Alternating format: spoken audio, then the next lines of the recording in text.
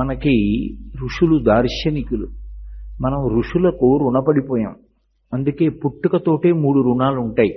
ఒకటి దేవ రుణము, ఒకటి ఋషి రుణము, ఒకటి పితృ రుణము. పితృ రుణం తండ్రి మనకి శరీరాన్ని ఎలా ఇచ్చారో అలాగే మనం కూడా వివాహ సంస్కారాన్ని పొంది సంతానానికి జన్మని ఇవ్వకపోతే ఆ పితృ రుణం తీరదు. కామమును ధర్మంతో ముడివేసి ధర్మపత్ని యందు తన తేజస్సు నిక్షేపించి తన ప్రతిరూపమైనటువంటి సంతానాన్ని తన ధర్మపత్ని వలన పొందినటువంటి వాడెవరుంటాడో తామర తంపరగా ఆ ప్రజోత్పత్తి జరుగుతున్న కారణం చేత, అలా సంతానానికి తాను జన్మనిచ్చిన కారణం చేత పితృరుణం నుండి విముక్తుడవుతాడు. ఋషులు మనకి ధర్మాన్ని నిర్దేశం చెయ్యడానికి, మనుష్య జన్మ సార్థక్యం పొందడానికి ఎంతో వాంగ్మయాన్ని ఇచ్చారు. వ్యాసుడు వాల్మీకి ఇద్దరూ కూడా ఈ మనుష్య జగత్తుకంతటికీ కూడా వాళ్ళు చంద్రుడు సూర్యుడు. ఎందుకంటే చంద్రవంశాన్నంతటినీ వ్యాస భగవానుడు వర్ణించాడు, సూర్యవంశాన్నంతటినీ వాల్మీకి మహర్షి వర్ణించారు. సూర్యచంద్రులిద్దరూ ప్రకాశిస్తే ఒక రోజైనట్లే వాల్మీకి వ్యాసుడు వారిద్దరి వలన మనకి ధర్మం అంతా తెలిసే అవకాశం ఏర్పడింది. అంత గొప్ప వాంగ్మయాన్ని ఇచ్చినటువంటి వ్యాస వాల్మీకాది మహర్షులకు జన్మతః మనం రుణపడిపోయాం. ఆ రుణం తీర్చుకోవాలి అంటే రామాయణ భారత భాగవతాది గ్రంథములను తప్పకుండా పఠనం చెయ్యాలి. మూడవది, మనం దేవతల పట్ల పొంది ఉన్నటువంటి రుణం. దేవతల యొక్క రుణం తీర్చుకోవాలి అంటే దైవ సంబంధమైనటువంటి కార్యక్రమాలు చెయ్యాలి. పంచసంఖ్యోపచారిణి అంటాడు వ్యాస భగవానుడు లలితా సహస్రనామ స్తోత్రంలో. గంధ పుష్ప ధూప దీప నైవేద్యాది ఉపచారముల చేత పరమేశ్వరుణ్ణి అర్చన చేసి యజ్ఞయాగాది క్రతువులలో హవిస్సులిచ్చి హవిస్సుల చేత దేవతలు తృప్తి పొందేటట్టుగా ఎవరు ప్రవర్తిస్తారో వాళ్ళు దేవతలకు సంబంధించినటువంటి రుణం నుండి వినిర్ముక్తులవుతారు. ఈ 3 మనకి ప్రధానమైనటువంటి రుణాలు. ఋషి దార్శనికుడు. ఆ ఋషి కాల గమనాన్ని పరిశీలనం చేసి తనకి ధ్యానంలో పరమేశ్వరుడి నుండి అందినటువంటి మంత్రానికి ద్రష్ట అయి కాలమునందు నిత్యము నైమిత్తికము అనేటటువంటి విభాగాన్ని తీసుకొచ్చి ఎప్పుడు ఎలా అనుష్ఠానం చేస్తే దాని చేత ఈశ్వరుడి యొక్క అనుగ్రహం కలుగుతుందో మనకి నిర్ణయం చేసి చూపించాడు. మీరొక్కటి పరిశీలించండి, పరమేశ్వరుడు లేని ప్రదేశం ఎక్కడుంది? అంతర్బహిశ్చ తత్సర్వం వ్యాప్య నారాయణ స్థితః. భాగవతంలో ప్రహ్లాదుడు అంటాడు, ఇందుకలడందులేడని సందేహము వలదు చక్రి సర్వోపగతుండిందెందు వెదకి చూచిన అందందే కలడు దానవగ్రణి వింటే అంటాడు. మరి అంతటా పరమేశ్వరుడు నిండి ఉంటే ప్రత్యేకం వెంకటాచలం వచ్చి 7 కొండల మీద వెంకటేశ్వర స్వామి వారిని దర్శించవలసిన అవసరం ఏముంది? అంతటా నిండి ఉన్నాడుగా ఈశ్వరుడు. అంటే అంతటా భగవంతుడు నిండి ఉన్నప్పటికీ ఒక చోట పైకి పొటమరిస్తుంది ఆ ఈశ్వర తేజస్సు, ఒక మూర్తి రూపాన్ని పొందుతుంది. అందుకే భవిష్యోత్తర పురాణంలో వ్యాస భగవానుడు అంటాడు, నకృతం దైవ సంఘైశ్చ నకృతం విశ్వకర్మణ స్వేచ్ఛయా క్రీడతి తత్ర ఇచ్ఛారూపం విరాజితః అంటాడు. ఎవరు వెంకటేశ్వరుడు అంటే నకృతం దైవ సంఘైశ్చ, ఆయన యొక్క రూపాన్ని ఎవరో దేవతలు తయారు చెయ్యలేదు. నకృతం విశ్వకర్మణ, అది విశ్వకర్మ చెక్కలేదు. స్వేచ్ఛయా క్రీడతే తత్ర, అలా ముద్రపట్టి దాని చేత జనులకు ఒక సందేశం ఇవ్వాలి అని సాక్షాత్ పరాత్పరుడు అక్కడ నిలబడ్డాడు. అది కేవలం విగ్రహం కాదది, అది సాక్షాత్ పరమాత్మ. అటువంటి వాడు కలియుగంలో మనం పొందినటువంటి అదృష్టం ఏమిటంటే, ఏదో భాగవతంలో అక్రూరుడు అంటాడు, శూరులు తొల్లియే విభుని శోభిత పాద నక్క ప్రభావళించేరి భవాంధకారముల చిక్కక వందురు వట్టి దేవునిన్ వైరముతోడనైన గిలువన్ నలుపంపి శుభంబు చేసే నిష్కారణమైన ప్రేమ ఇదే కంసుని పోలు సకుండు కల్గుని అంటాడు. ఏ భగవంతుని యొక్క పాదమునకు ఉన్నటువంటి బొటనవేలి గోటి కాంతి, ఆ చివరి భాగంలోంచి వచ్చేటటువంటి కాంతిని కూడా మనం దర్శనం చేయలేము. అటువంటి పరమాత్మ మాంసనేత్రం చేత ఆపాదమస్తకం చూడడానికి యోగ్యంగా పద్మపీఠం మీదకి వచ్చి నిలబడ్డాడు. ఒక చోట ఆయన యొక్క తేజస్సు పొటమరించి సాకారాన్ని పొందితే అప్పుడు దాన్ని స్వయంభూమూర్తి అని మనం అర్చన చేస్తున్నాం. అలాగే కాల ప్రవాహమునందు కూడా ఒక్కొక్క కాలములో ఒక్కొక్క తిథి నాడు ఒక్కొక్క మాసంలో ఒక్కొక్క పక్షంలో ఈశ్వరుణ్ణి ఆరాధించడానికి ప్రత్యేకమైనటువంటి యోగ్యత ఉంటుంది. ఆ కాలమునందు చేసినటువంటి ఆరాధన ఆ కాలమునందు వచ్చేటటువంటి వైపరీత్యముల నుండి తప్పుకోవడానికి కారణమవుతుంది. ఆ కాలమునందు చేసేటటువంటి సాధన మనుష్య జన్మని సార్థక్యం చేసుకోవడానికి ప్రధానమైనటువంటి ఉపకరణమవుతుంది. నేను ఈ రెండు మాటలు అన్నప్పుడు మీరు జాగ్రత్తగా గమనించవలసి ఉంటుంది. ఈశ్వరుడు దురితానికి ఫలితాన్ని ఇవ్వాలి అన్నప్పుడు ఎప్పుడు ఇస్తాడు? కాలంలోనే ఇస్తాడు. అందుకే వ్యాసుడు దేవీ భాగవతంలో ఒక మాట అంటాడు, కాలోహి బలవాన్ కర్త సతతం సుఖదుఃఖయోహో నరాణాం పరతంత్రాణం పుణ్యపాపానుయోగత అంటాడు. కాలోహి బలవాన్ కర్త, కాలాన్ని మించినటువంటి బలవత్తరమైనటువంటి రూపం ఇంకొకటి లేదు. ఆ కాలమునందే ఈశ్వరుడు మనం గతంలో చేసినటువంటి పాపపుణ్యాల్ని దృష్టిలో పెట్టుకుని సుఖదుఖములను ఇస్తూ ఉంటాడు. ఏదో గతంలో చేసిన పుణ్యం ఉంది, ఓ సుఖ రూపంలో వస్తుంది. గతంలో చేసినటువంటి పాపం ఉంది, దుఃఖ రూపంలో వస్తుంది. ఇప్పుడు నేను జీవుడిగా చూసుకున్నప్పుడు నేను గత జన్మలలో చేసుకున్నటువంటి పాపాన్ని, గత జన్మలలో చేసుకున్న పుణ్యాన్ని చిత్రంగా రాసి గుప్తంగా నిలవ చేసిన వాడెవడో వాడే చిత్రగుప్తుడు. వాడెవరో కాదు, ఈశ్వరుడే. ఆయన సర్వజ్ఞుడు, ఆయనకి తెలియనిదేం లేదు. ఆయనేం కర్మ ఫలితాన్ని ఇస్తున్నప్పుడు ఎదురుగుండా వచ్చి నిలబడి, ఓయ్ కోటేశ్వరరావు, గత జన్మలలో నువ్వు ఫలానా పేరుతో జీవుడు ఒక శరీరంలో ఉండగా ఈ పాపం చేశావు, దానికి నీకు ఇప్పుడు ఈ ఫలితాన్ని ఇస్తున్నాను, నువ్వు తప్పించుకోలేవోయ్, నా శాసనం అటువంటిది, నువ్వు అనుభవించు అని అనడు. భక్తి అన్న మాటకు అర్థం ఏమిటంటే కాలంలో వచ్చినటువంటి దురితము యొక్క ఫలితమైనటువంటి దుఃఖాన్ని కూడా ఈశ్వరుడు యొక్క ప్రసాదంగా అనుభవించగలిగిన వాడెవడో వాడు పరిణితి పొందినటువంటి భక్తి ఉన్నవాడు. అందుకే రాముడు రామాయణంలో రేపు పట్టాభిషేకం అన్నాడు దశరథుడు. తెల్లవారి లేస్తే పట్టాభిషేకం జరగలేదు, కోపం వచ్చింది లక్ష్మణస్వామికి. గురోరప్యవలిప్తస్య కార్యాకార్యమజానతః ఉత్పదం ప్రతిపన్నస్య కార్యం భవతి శాసనం. అన్నయ్య గురువు అయినా సరే దోషభూయిష్టమైన జీవితం ఉంటే అంగీకరించక్కర్లేదు. దశరథ మహారాజు ఎవరన్నయ్య రాజ్యం ఇవ్వకపోవడానికి? నీ హక్కు, పెద్ద కుమారుడివి, ధర్మాత్ముడివి, నువ్వు అను చంపేస్తాను దశరథుణ్ణి, సైన్యాన్ని అన్నాడు. రాముడు ఒక మాట అన్నాడు, అందుకు రాముణ్ణి దైవంగా కొలుస్తాం, రామాయణం చదువుకుంటాం, చదువుకుని మనిషిగా బ్రతకడం నేర్చుకుంటాం. ఆయన అన్నాడు, అసంకల్పితమేవేహ యదకస్మాత్ ప్రవర్తతే నివర్త్యారంభమారబ్ధం అనుదైవస్య కర్మతత్ అన్నాడు. ఈశ్వరుడు నీ కంటి ఎదురుగుండా నిలబడి ఫలితాన్ని ఇవ్వడు.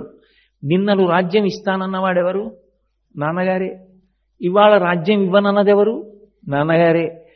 రాజ్యం ఇవ్వను అన్న నాన్నగారి మనసులో ఇవ్వకూడదన్న కోరిక బలంగా ఉందా? లేదు. మరి రాజ్యం ఇద్దామనుకున్న నాన్నగారు ఇవ్వలేని పరిస్థితి ఏర్పడేటట్టుగా కంటికి కనపడకుండా వెనక నిలబడి పరిస్థితిని సృజించినటువంటి వాడెవరు?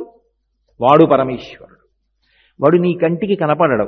స్త్రీ పురుష నపుంసక మూర్తియును కాక తిర్య కమర నరాది మూర్తియును కాక కర్మ గుణభేద సరసప్రకాశి కాక వెనుక నందియుతానగు విభుతలంతు అంటారు పోతన గారు భాగవతంలో గజేంద్రమోక్షణ ఘట్టంలో. ఆయనకి ఒక రూపం ఉంటుంది అని చెప్పడం కష్టం. దివ్వు ప్రకాశం వెనక ఉండి కర్మ ఫలితాలను ఇస్తూ ఉంటాడు. ఆ కర్మ ఫలితాలని మనం అనుభవిస్తూ ఉంటాం. అనుభవించినప్పుడు మిగిలినటువంటి శరీరాలకి మనుష్యుని యొక్క శరీరానికి ఒక ప్రధానమైనటువంటి వ్యత్యాసం ఉంటుంది.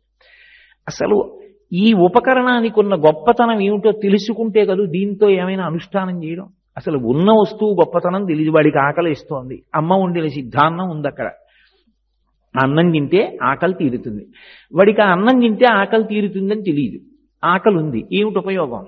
అన్నం ఎదురుగుండా ఉంటే ఆకలి తీరుతుందా? ఈ అన్నం తింటే ఆకలి తీరుతుందని తెలిస్తే తీరుతుంది. ఈ శరీరం ఉంది, ఏమిటి ఉపయోగం? ఈ శరీరం యొక్క గొప్పతనం ఏమిటో తెలిస్తేను దాన్ని వాడుకోవడం. లేనినాడు ఈ శరీరం ఉంటే మాత్రం ఉపయోగం ఏముంది? ఈ శరీరము యొక్క గొప్పతనం ఏమి అంటే జంతువునాం నరజన్మ దుర్లభం అంటారు శంకర భగవత్పాదులు. మనుష్యునిగా పుట్టడు అసంభవం. అలా పుట్టడం అంటే అంతకన్నా అదృష్టం లేదన్నారు. ఏమిటి దీని అదృష్టం? అంటే దేవతలు ఉన్నారనుకోండి, వాళ్ళకి కర్మాధికారం లేదు. వాళ్ళకి మళ్ళీ యజ్ఞయాగాది క్రతువులు చేసి కొత్తగా పుణ్యం సంపాదించారు. క్షీడే పుణ్యే మర్త్యలోకం విశంతి. ఉన్న పుణ్యం అయిపోతే పైనుంచి కింద పడిపోతారు, ఈ లోకంలోకే వస్తారు, మర్త్యలోకం. తిర్యక్కులున్నాయి, భూమికి అడ్డంగా విన్నుపాం ఉండి భూమికి అడ్డంగా పెరిగేటటువంటి ప్రాణులు. వాటికి కర్మాధికారం లేదు, వాటికి శాస్త్రంతో పని లేదు, గురువుతో పని లేదు, కర్మ చేసే అవకాశము లేదు. మహతిలో కార్తీక మాస మహాత్మ్యం చెప్తున్నారు అని చెప్పి ఒక కుక్కో పందో లోపలికి వస్తే అంగీకరిస్తారా? పైకి పంపించేస్తారు. లోపల జీవుడు, మనలో ఉన్న జీవుడు ఒకటే అయి ఉండొచ్చు, కానీ లోపలికి రానివ్వరు, ఉపాధి భేదం ఉంది. అదే ఒక మనుష్యుడు వస్తే కూర్చోబెడతారు. ఈ శరీరానికి ఉన్న గొప్పతనం ఏమిటి అంటే, దీనితో శాస్త్రాన్ని చదువుకోవచ్చు, దీనితో గురువుగారు చెప్పినటువంటి మాట సత్యము పూనికని వహించవచ్చు, దీనితో ఉత్తమ కర్మాచరణం చెయ్యవచ్చు, ఓ మంచి పని చెయ్యవచ్చు, చేసి పుణ్యాన్ని సంపాదించుకొని దేవతాస్థానంలోకి వెళ్ళవచ్చు. లేదు నాకు పుణ్యం అక్కర్లేదండి, ఉత్తమమైనటువంటి కర్మాచరణము చేత ప్రీతి పొందినటువంటి భగవానుని యొక్క అనుగ్రహం చేత కలిగినటువంటి చిత్తశుద్ధి వలన పాత్రతను పొంది, ఆ పాత్రత కారణంగా జ్ఞానాన్ని పొంది, ఆ జ్ఞానము వలన ఇక మళ్లీ పుట్టవలసినటువంటి అవసరం లేని పునరావృత్తి రహిత శాశ్వత శివసాయుజ్య స్థితిని పొందవచ్చు. ఇది మిగిలిన ప్రాణులకు లేదు. ఒక్క మనుష్య ప్రాణి మాత్రం మోక్షం వరకు వెళ్ళగలడు. కాబట్టి ఈ శరీరం అంత గొప్పది. కురుపుణ్య మహోరాత్రం అంటుంది శాస్త్రం. పుణ్యాన్ని ఆలోచించకు, రాత్ర పగల అసుర సంధ్య వేళ చూడకు. పుణ్యకార్యం చేసే అవకాశం వచ్చింది వెంటనే చేసి. ఎందుకంటే ఈ ఉపకరణం పోయిందంటే ఇక మళ్ళీ చేయలేవు. ఎప్పుడో చేస్తానంటే ఇది ఉంటుందని ఏమిటి నమ్మకం? నిత్యమా జీవితము నీటిపై బుగ్గ. ఎవరు చెప్పగలరు? చెప్పలేరు. ఏదో హైదరాబాద్లో నేను ప్రసంగం చేస్తుంటే నా ప్రసంగం అయిపోయిన తర్వాత ఏదో నన్ను అభినందించి సంతోషంగా మాట్లాడినటువంటి వ్యక్తి రాత్రి 11 గంటలకి శరీరం వదిలేశాడు, గుండెపోటు వచ్చి. ఏమనుకోవాలి? నిత్యమా జీవితము నీటిపై బుగ్గ. నీటి మీద బుడగ ఎంతకాలం ఉంటుందని నువ్వు నమ్మకంతో చెప్పగలవు? చెప్పలేము. ఈ శరీరం ఎంతకాలం ఉంటుంది ఎవరికీ తెలియదు. కాబట్టి ఉండగా ఉపయోగించుకో. ఒకసారి దాటి వెళ్ళిపోయింది ఆ శరీరం, ఇక తర్వాత జీవుడు మంచి సంస్కారంతో ఉన్నవాడై ఇతర శరీరాల్లో ఉన్న ఇక కర్మాధికారం ఉండదు. ఆయన వచ్చి కపిలతీర్థంలో దీపం పెడతానండి, 7 కొండలు ఎక్కుతానండి, ఆనంద నిలయ ప్రవేశం చేస్తానండి, పూరాభిషేకం చూస్తానండి, ఇవన్నీ కుదరవిహ ఇందులో ఉంటేనే. కాబట్టి ఋషులు మహోపకారం చేశారు ఈ జాతికి. ఈ శరీరంతో వచ్చిన వాళ్ళందరికీ కూడా కాలము యొక్క వైభవాన్ని చూపించారు. ఈ కాలాన్ని వాళ్ళు చేసిన మొదటి పని విభాగం చేశారు. విభాగం చేసి, ఇదిగో ఈ కాలం విషయంలో నువ్వు చాలా పరాకుగా ఉండాలి, జాగ్రత్తగా ఉండాలి. ఇది పోగొట్టుకున్నావా మళ్ళీ నీకు దొరుకుతుందని నమ్మకం ఏం లేదు. కాబట్టి సద్వినియోగం చేసుకో కాలాన్ని. అందుకే ప్రధానంగా సంవత్సరాన్ని ఒక ప్రమాణం చేశారు. చేసి దాన్ని ఉత్తరాయణము దక్షిణాయనము అని 2 కింద విభాగం చేశారు. దక్షిణాయనం అంతా కూడా ఉపాసన కాలము అని నిర్ణయం చేశారు. ఉపాసన అంటే, ఆసన అంటే కూర్చోవడం. కోటేశ్వరారు వీరి ఆసనంలో కూర్చోండి అన్నారు నన్ను. ఆసనం అంటే కూర్చోవడం, కూర్చోవడం అంటే స్థిరత్వమును పొందుట.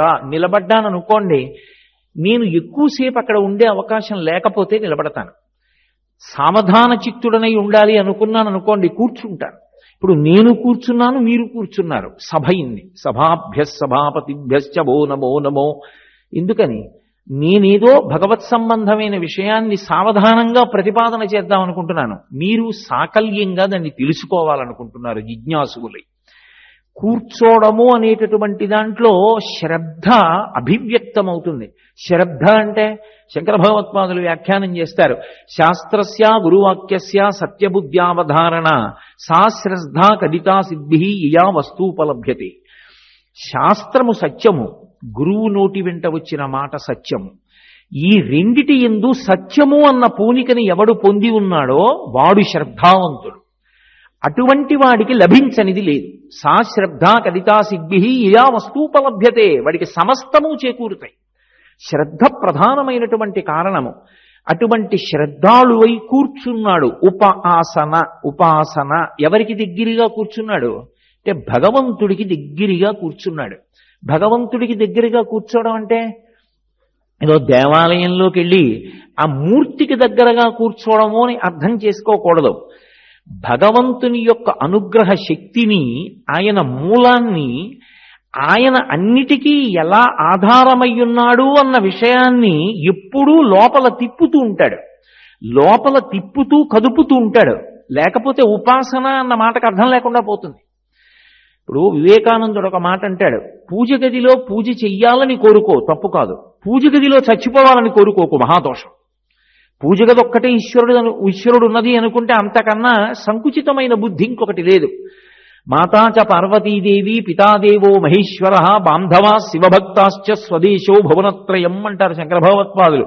ఈశ్వరుడు లేనిదేది, అంతటా ఉన్నాడు. అంతటా ఉంటే మరి మనసులో అనుసంధానం చేసుకోవడం ఎలా? అస్తమానం ఈశ్వరుడు ఎలా గుర్తొస్తాడు అంటే, ప్రహ్లాదోపాఖ్యానంలో పోతన గారు అంటారు, పానీయంబులు త్రాగుచున్ కుడుచుచున్ భాషించుచున్ హాసలీలా నిద్రాదులు చేయుచున్ తిరుగుచున్ లక్షించుచున్ సంతత శ్రీనారాయణ పాద పద్మయుగళీ చింతామృతాస్వాద సంధానుండై మరచన్ సురారిసుతుడే తద్విశ్వమున్ భూవరా అంటారు. ఆయన గొప్పతనం ఎక్కడుంది అంటే విశ్వమును మరిచిపోయాడు. విశ్వనాథుడితో నిరంతరముగా సమన్వయం అయ్యాడు. ఎలా అంటే, పానీయంబులు త్రాగుచున్ కుడుచుచున్ భాషించుచున్ హాసలీలా నిద్రాదులు చేయుచున్ అన్నం తింటున్నాడు. మనం యాంత్రికమైన నివేదన చేస్తాం. మీ వంటి పెద్దల గురించి నేను మాట్లాడాలా, నా వంటి వాడి గురించి. యాంత్రికంగా ఏదో ఈశ్వరార్పణమస్తు, లేదా అహం వైశ్వానరో భూత్వా ప్రాణినాం దేహమాశ్రిత అంటాడు. కాదు, ప్రహ్లాదుడు అన్నం ఎలా వచ్చిందో ఆలోచించేవాడు. తినే ముందు ఒక్క లిప్తకాలం ఆలోచించేవాడు. ఈశ్వర, ఓషధీతత్వాన్ని ఈ లోకంలో ఉంచావు. ఒక కంకులో వచ్చిన వడ్డు గింజలు చారెడు పట్టుకుని భూమిలో వేస్తే అందులోంచి బస్తా వడ్లు వస్తున్నాయి. అలా వచ్చేట్టు చేసిన వాడివి నువ్వు. చంద్ర రూపంలో ఉండి కిరణముల చేత ఓషధీతత్వాన్ని ప్రకాశింపచేస్తున్నావు. వచ్చిన బియ్యాన్ని నీళ్లలో వెయ్యాలి. నీళ్ళెవరిచ్చారు? సంజీవనం సమస్తస్య జగత సలిలాత్మిక భవయిత్యుచ్యతే మూర్తిర్భవస్య పరమాత్మన అంటాడు లింగపురాణంలో వ్యాస భగవానుడు. ఆ పరమేశ్వరుడు నీటి రూపంలో ఉన్నాడు. ఈ బియ్యం నీళ్లలో వేసి అగ్నిహోత్రం మీద పెడితే నీళ్లు కిందకెళ్ళాలి, అగ్ని పైకి రావాలి. ఆయన ఈ ధర్మాన్ని తిరగరాశాడు అనుకోండి. ఓ అగ్ని నువ్వు కిందకెళ్ళు, ఓ నీరు పైకి రా అన్నాడు అనుకోండి ఈశ్వరుడు. ఆయన శాసనం కదూ అంతిమం. అయినప్పుడు నాకు దాహం వేసి నోట్లో నీళ్లు పోసుకున్నాను అనుకోండి, కడుపులోకి వెళ్ళవు, తలకెక్కుతాయి. ఏ ప్రాణి బతుకుతుంది? అప్పుడు ఈశ్వరుడు కడుపు పైకి పెట్టి తల కిందకి పెట్టాలి. లేదు, అగ్నిహోత్రం వెలిగించారు, పొయ్యి భూమిలోకి వెళ్ళిపోయింది, అగ్నిహోత్రం పైకి రాదు. ఎలా వంట చేసుకుంటారు? వేడెక్కడ నిలబడుతుంది? అది మనం పెట్టుకున్నది కాదు, ఈశ్వర శాసనం. అగ్ని పైకి రావాలి, నీరు కిందకి వెళ్ళాలి. అందుకే నీరు పల్లమెరుగు నిజము దేవుడిరుగు అంటుండేవారు చిన్నతనంలో. పల్లమెరుగు అంటే అది అలా వెళ్ళాలని ఈశ్వర శాసనం. కాబట్టి నీరు గిన్నెలో నిలబడింది, అందులోకి ఓషధులు వేశారు, బియ్యం కింద అగ్నిహోత్రం వెలిగించారు. ఒక్క బియ్యపు గింజని విడిచిపెట్టకుండా ఉన్నటువంటి గింజలన్నీ కూడా మెతుకులయ్యాయి. ఇప్పుడు ఆ మెతుకులు ఓ కాయగూరను ఉడికించి దాంతో కలిపి నోట్లో పెట్టుకుంటే నవలడానికి కఠినమైన దంతపంక్తిని పెట్టాడు. మధ్యలో కొన్ని వేల రసాంకురములతో కూడుకున్న నాలుకని పెట్టాడు. నాలుక రుచిని చెప్పి సంతోషించేట్టు చేస్తుంది. దంతములు బాగా నవిలి శక్తిగా మారడానికి ఉపయుక్తమవుతున్నాయి. ఎవరు చేశాడు ఇవన్నీ? ఈ నేను తినేటటువంటి ఈ అన్నపు ముద్ద వెనక ఈశ్వరుడు ఉన్నాడు. ఆయన ఇంత ప్రయత్నం చేస్తే నేను సుఖపడుతున్నాను. ఇప్పుడు ఉపాసన అన్న మాట పూజామందిరంలో కూర్చుంటేనే వస్తుందా? లోపల మనసు ఈశ్వరుడితో అనుసంధానమైతే వస్తుందా? మనసు అనుసంధానమైన వాడికి ఈశ్వరుణ్ణి పూజించకుండా అవకాశం లేదు. అసలు వాడు ఈశ్వరుణ్ణి తలుచుకోకుండా ఉండడానికి సందర్భము లేదు, అవకాశము లేదు. అన్నిటా ఈశ్వరుడే గుర్తొస్తాడు. మీరు అన్న మాట అడగచ్చు, కష్టం వస్తేనండి అనొచ్చు. కష్టం వచ్చినా ఈశ్వరుణ్ణి తలుచుకుని పొందిపోయారు. ఈశ్వర, నేను గతంలో ఏదో పాపం చేశాను, ఆ పాపానికి ఇప్పుడు ఫలితంగా కష్టాన్ని ఇచ్చావు. ఈ కష్టంతో పాపం పోతోంది. ఇప్పుడు నేను ఈ కష్టాన్ని అనుభవించేటప్పుడు ఒకటి తెలుసుకున్నాను, పాపం చేసేయడం తేలిక, అనుభవంలోకి వచ్చినప్పుడు ఎంత కష్టమో అర్థమవుతోంది. కాబట్టి ఈశ్వర, నాకు రెండు అనుగ్రహించు. కష్టమునందు నీ పాదములు విడిచిపెట్టకూడదు. రెండు, కష్టము అనబడేటటువంటి ఫలితాన్ని ఇచ్చే పాపమునందు నా మనసుకి అనురక్తి కలగకూడదు. ఈ రెండు కృప చెయ్యి. ఇప్పుడు కష్టం భగవంతుడికి దూరం చేసిందా? చెయ్యదు. అందుకంటుంది కుంతీదేవి, అన్ని కష్టాలు పడినది యాదవులందు పాండు సుతులందు నాకు మోహ విచ్ఛేదము చేయుమయ్య ఘనసింధువు చేరిడి గంగభంగి నీపాద సరోజ చింతనముపై అనిశము మదీయ బుద్ధి అచ్చాదర వృత్తితో గదియగనట్లు చేయగదయ్య ఈశ్వర. నా మనసు ఎప్పుడు ఈశ్వర గంగ ప్రవహించి ప్రవహించి సముద్రాన్ని చేరినట్టు నిన్నే స్మరించేటటువంటి అవకాశాన్ని ఇమ్మని కోరుతుంది. అది ఉపాసన. ఇప్పుడు ఈ ఉపాసన క్రమంలో ఒక్కొక్క కాలం ఉంటుంది. ఆ కాలము చాలా విశేషమైనటువంటి శక్తిని పొంది ఉంటుంది. ఆ సమయంలో చేసిన ఉపాసన ఎక్కువ ఫలితాన్ని ఇస్తుంది. మీరు నన్ను ఇక్కడ ఒక ప్రశ్న ఇయ్యొచ్చు, అలా ఎలా ఉంటుందండి? కాలమంతా ఈశ్వర స్వరూపమైతే ఎప్పుడు పూజ చేసినా ఒక ఫలితం ఉంటుంది, ఎప్పుడు దీపం పెట్టినా ఒకటే ఫలితం ఉండాలి. కార్తీక మాసంలో దీపం పెడితే దానికి ప్రత్యేక ఫలితాలు, ఏదో శుక్రవారం అమ్మవారికి ప్రీతి, శుక్రవారం అమ్మవారికి ప్రీతి అయితే మిగిలిన 6 వారాలంటే అసహ్యమే. అప్పుడు ఆవిడికి ద్వంద్వాలుంటే, ఆవిడికి ఇష్టాలు అయిష్టాలు ఉంటే ఆవిడికి నాకు తేడా ఏమిటి? ఇంకా అలా ఉంటుందా శాస్త్రంలో? ఎందుకు కాలంలో ఈ భేదం వస్తుంది? ఋషి దార్శనికుడు దానికి కారణం చెప్పాడు. చదువుకునేటటువంటి విద్యార్థి ఉంటాడు, ఆయనకి ప్రతి నిమిషమూ చదువుకోవడానికి అవసరం, ఎప్పుడూ చదువుకోవాలి. అంతేగాని నేను 6 నెలలు చదువుకోకుండా ఏదో పరీక్ష ముందో గంట చదువుకుంటానండి అంటే వాడు ఎట్టి పరిస్థితుల్లోనూ ఉత్తీర్ణుడు కాడు, అందరికీ తెలుస్తుంది. ఎప్పుడూ అవసరమే, జాగ్రత్తగా చదువుకుంటూనే ఉండాలి. సంవత్సరం అంతా చదువుకున్నాడు, ఓ గడియారం అక్కడ పెట్టుకుని 60 నిమిషాలలో 150 ప్రశ్నలకి సమాధానాలు వ్రాయడం ఎంతో శిక్షణ పొందాడు. 60వ నిమిషం అయ్యేటప్పటికీ మొట్టమొదట ఏదో 100 ప్రశ్నలే వ్రాయగలిగేవాడు. సాధన చేత 50 నిమిషాలకి 150 ప్రశ్నలు ఆ సమాధానం చెప్పి వెనక్కి చూసుకోవడం కూడా వచ్చేసింది. ఇప్పుడు ఆ వేగాన్ని సంతరించుకున్నాడు. ఇప్పుడు ఆయన చేసినదంతా చదువే, ఆయన కాలంలో చేసినదంతా సాధనే. పరీక్షకి వెళ్ళాడు, ప్రశ్నాపత్రం ఇచ్చారు. ఇప్పుడు ఆయన 50 నిమిషాల్లో 150 ప్రశ్నలకి జవాబులు పెట్టేయగలడు, 150కి 150 పెట్టగలడు. ఏదో ఆయనకి నచ్చిన పాట ఒకటి దూరంగా ఏదో పెళ్లి పందిరిలోంచి వినపడుతోంది, ఆ పాట మీద శ్రద్ధ పెట్టాడు. ఇప్పుడు ఆ పాటలు వింటూ చివరి 10 నిమిషాల్లో వ్రాసేయగలను అనుకున్నాడు. కంగారు పడ్డాడు, తొందరపడిపోయాడు, వ్రాయలేకపోయాడు. ఆ పిల్లవాడి శక్తిని మీరు పరీక్షిస్తే అక్కడ ఉన్న ఎవరికన్నా వాడే సమర్థుడు. కానీ వాడు పరీక్ష వ్రాసేటప్పుడు మాత్రం రాయకపోతే అనుగ్రహించి వాడికి ఏమైనా ప్రత్యేకంగా చదువుకోవడానికి అవకాశం ఇస్తారా? ఇవ్వరు. పరీక్షాకాలము, ఒక పరీక్ష కేంద్రంలోకి వెళ్ళినప్పుడు ఇవ్వబడిన కాలము ఎంత ప్రధానమో మనకి కూడా ఈశ్వరుడు ఇచ్చినటువంటి జీవితము అనబడేటటువంటి కాలంలో సంవత్సరం ప్రమాణమైతే దక్షిణాయనం అంత గొప్పది. దక్షిణాయనం ఉపాసన కాలం. యథార్థమునకు దక్షిణాయనంలో చచ్చిపోతే జ్ఞానికి ఇబ్బంది ఏముంటుందండి? ఏముండదు. దక్షిణాయనంలో చచ్చిపోయాడని మహాజ్ఞానులైన వాళ్ళు ఈశ్వరుణ్ణి పొందకుండా ఉంటారా? అలా ఏం ఉండదు. కానీ మరి దక్షిణాయనంలో చనిపోయాడండి పాపం అంటారు. ఎందుకు అంటే పాపం బాగా చదువుకున్నాడు కానండి, పరీక్షకి వెళ్ళే 2 రోజుల ముందే టైఫాయిడ్ వచ్చింది, కచకచకచకచ వణికిపోయాడు, కూర్చోలేకపోయాడు, వ్రాయలేకపోయాడు. అంత బాగా చదువుకున్నటువంటి విద్యార్థి పరీక్ష గదిలోకి వెళ్లే ముందు టైఫాయిడ్ జ్వరం వచ్చినటువంటి కారణం చేత పరీక్ష వ్రాయలేకపోతే మనం ఎలా సానుభూతి వ్యక్తం చేస్తామో అలా మనుష్య శరీరం పొందినవాడు దక్షిణాయనంలో ఉపాసన చెయ్యవలసిన వాడు చేసుకోకుండా వెళ్ళిపోతే ఉపకరణం పనికి రాకుండా పోయింది ఆ దక్షిణాయనానికి, అందుకు బాధపడ్డాం. అంతేగాని దక్షిణాయనంలో వెళ్ళిపోయాడు అని చెప్పి జ్ఞాని విషయంలో ఏ విధమైనటువంటి భేదము ఉండదు. జ్ఞానికి కాలంతో సంబంధం ఏం లేదు. జ్ఞాని కాలమును ఎప్పుడో దాటిపోయాడు. భాగవతం దశమస్కంధం నిరూపణం చేసి చెప్తుంది, ఎప్పుడో దాటాడు కాలాన్ని. ఆయనకి పునరావృత్తి లేనే లేదు. ఆయన పొందవలసినది ఏమైనా ఉంటే విదేహముక్తి ఒకటే, శరీరం పడిపోవడం ఒక్కటే. ఆయన సాక్షి మాత్రంగా చూస్తూ ఉంటాడు. ఆయనకి కాలంతో సంబంధం ఏమిటి పునరావృత్తికి? దక్షిణాయనం ఆయన్ని ఏం చేస్తుంది? ఏదో వెనకటికి ఎవరో కొబ్బరి చెట్టుకి దొంగలు కొబ్బరి చెట్టు ఎక్కి కొబ్బరికాయలు కోయకుండా ఉండడానికి మడిబట్ట కట్టేట. మడిబట్ట కట్టాను కదా, మడిబట్ట ముట్టుకుని కొబ్బరి చెట్టు ఎలా ఎక్కుతానన్నాడు. దొంగాడికి మడిబట్ట ఏమిటి? జ్ఞాని మోక్షాన్ని పొందడానికి దక్షిణాయనం ఏమిటి? అలా ఏం ఉండదు. కానీ దక్షిణాయనంలో వెళ్ళిపోయాడు అని ఎందుకు బాధపడతారంటే, అయ్యో ఉపాసన చేసుకోవలసిన కాలంలో ఉపాసన చేసుకోకుండా వెళ్ళిపోయాడు. దీనికి ప్రధానమైన గుర్తు ఎక్కడ ప్రారంభం అవుతుంది? ఇది ఋషి యొక్క దర్శనం.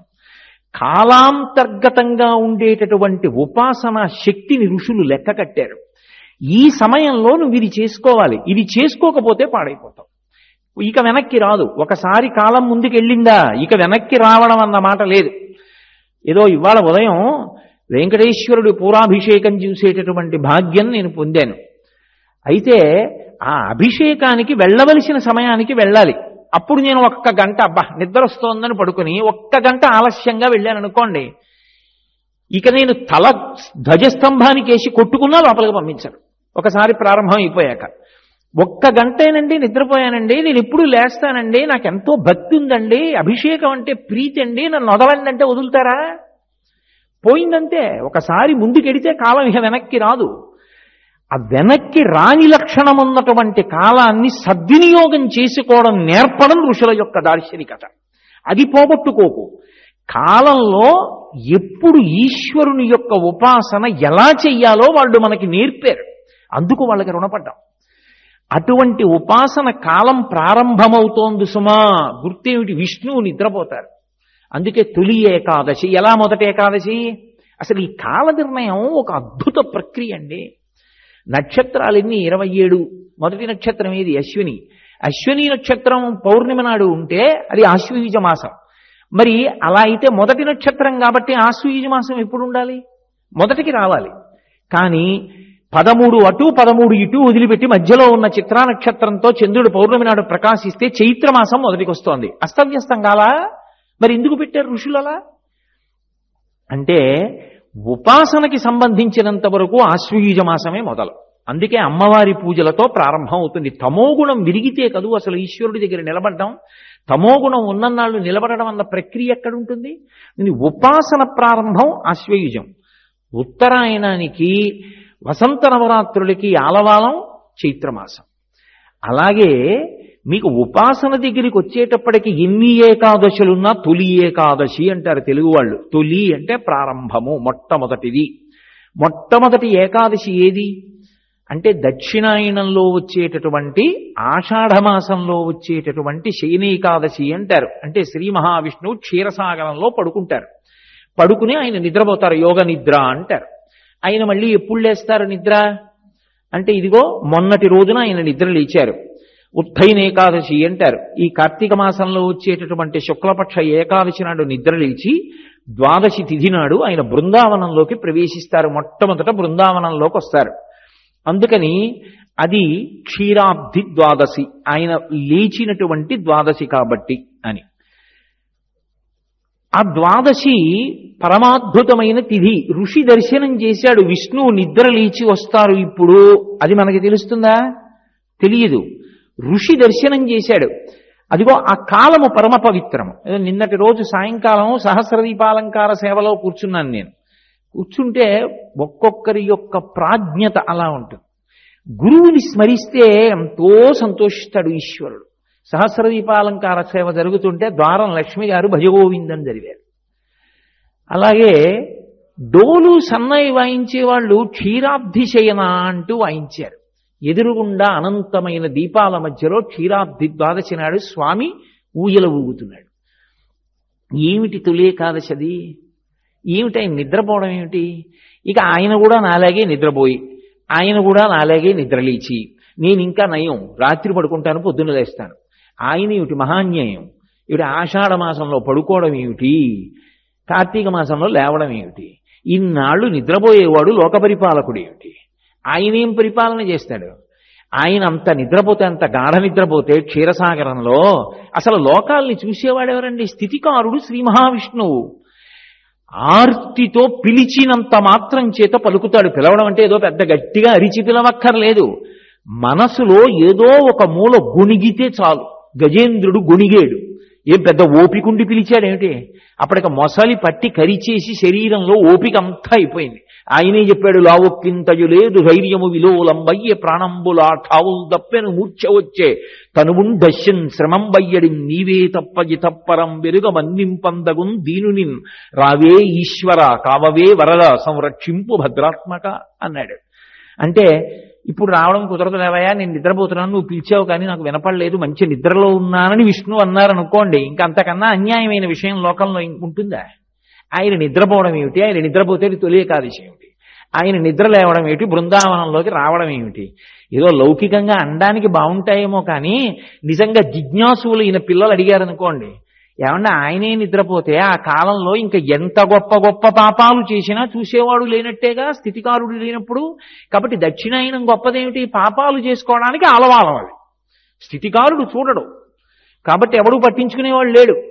మరి అసలు ఏమిటి తొలి ఏకాదశి ఏమిటి, పడుకోవడం ఏమిటి, ఉద్దయం ఏకాదశి ఏమిటి, ఆయన లేవడం ఏమిటి, క్షీరాబ్ది ద్వాదశి ఏమిటి, బృందావనానికి రావడం ఏమిటి, అదంతా అల్లరి కాదు. దాన్ని జాగ్రత్తగా పరిశీలనం చెయ్యాలి. ఆయన పడుకోవడం అంటే అది తామసిక నిద్ర కాదు. నేను పడుకుంటే ఒళ్ళు తెలియకుండా నిద్రపోతాను, ఇంద్రియాలు మనసులోకి, మనసు ఆత్మలోకి వెళ్ళిపోతే సుషుప్తి అంటారు, ఇంకేం తెలియదు. కంటి ముందు నాకు ప్రీతిపాత్రమైన వస్తువు ఉన్నా, నా నాలుక మీద తిరుపతి లడ్డూ పెట్టినా, నన్ను అత్యంత ప్రీతిపాత్రమైన వాళ్ళు ముట్టుకున్నా, నా ముక్కు దగ్గర గంధం పూసినా నాకు తెలియదు. విష్ణువు నిద్ర అంటే అది తామసిక నిద్ర కాదు, ఆయన నిద్రపోడు. నిద్రాముద్రాం నిఖిల జగతి రక్షణే జాగరూకం అంది శాస్త్రం. ఆయన నిద్ర ముద్ర పడతాడు. మీరు చూడండి, ఎప్పుడైనా బాగా ఆలోచిస్తున్నారనుకోండి, ఏదైనా బాహ్య నేత్రాలు మూతపడతాయి, ఇలా కళ్ళు మూసుకుని అదండి అంటాం, అంటే లోపల అన్వేషణ జరుగుతోంది, అందుకని బాహ్య నేత్రాలు మూసేస్తాం. విష్ణువు కూడా నిద్ర ముద్ర, ఆయన నిద్రపోడు. ఆయనే నిద్రపోతే లోకాల్ని చూసేవాడు ఎవరండి, ఎవరుంటారు, ఎవరు ఉండరు ఇక. అందుకే భాగవతంలో ఆయన కృష్ణావతారంలో వస్తే చిన్ని కృష్ణుణ్ణి ఉయ్యాల్లో పడుకోబెట్టి గోపకాంతలందరూ ఉయ్యాల ఊపారు. జోజో కమలదలిక్షణ జోజో మృగరాజ మధ్య జోజో కృష్ణ జోజో పల్లవకర పద జోజో పూర్ణిందు వదన జోజో యనసున్ అంటూ ఆయన ఉయ్యాల ఊపారు. నిద్రపోలేదు, ఎత్తుకున్నారు, పాట పాడారు, పడుకోలేదు, బోర్లా పడుకోబెట్టుకున్నారు, వీపు మీద గట్టిగా కొట్టారు, జో జో జో జో అన్నారు, జో కొట్టారు. ఆయన నిద్రపోలేదు. ఇదేమిట్రా, ఆది కూర్మంగా మారి నేను మందర పర్వతాన్ని మోసి క్షీరసాగర మథనం చేసినప్పుడు కూడా వీపంత మంట పెట్టలేదు, ఇలా కొట్టేస్తున్నారు నన్ను ఆలోచించాడు. అప్పుడు ఆయనకు అర్థమైంది, ఓ లోకములు నిదురపోవగత నిదురింపగది శుభగుడు రమణులు జోకొట్టి పాడ నిదురం గైకును క్రియనూరకుండె కనుజెరవకయున్న నరపోతన గారు.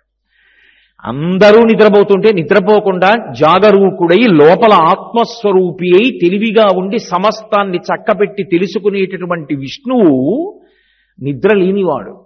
కానీ చిన్ని కృష్ణుడుగా వస్తే వాళ్ళ అలవాటు నాకు ఉంటుంది, పడుకోలేదని నా వీపు మీద కొట్టేస్తున్నారు, పడుకున్నట్టు కాసేపు ఊరుకుంటే వాళ్ళు ఊరుకుంటారని నిద్రపోయినట్టు నటించాడు. అలా అది నిద్రాముద్ర, నిద్రపోయినట్టు కళ్ళు మూస్తాడు. కాబట్టి ఆయన పడుకున్నాడంటాం, ఆయన లేచాడంటాం, అంటే కళ్ళు తెరుస్తాడు. ఈ కళ్ళు ముయ్యడానికి కళ్ళు తెరవడానికి మధ్యలో ఉన్న కాలం ఏది ఉన్నదో అది నరులకు అత్యంత విలువైన కాలము. ఉపాసన ఎవడు చేస్తున్నాడు ఇది చూస్తాడు. లోపల మనసుని లోపల కంటితో చూస్తూ ఉంటాడు. పై డాంబికం ఆయనకి ఎందుకండి, పెద్ద అట్టహాసాల కోసం ఆయనేం అర్రులు చాచేవాడు కాడు.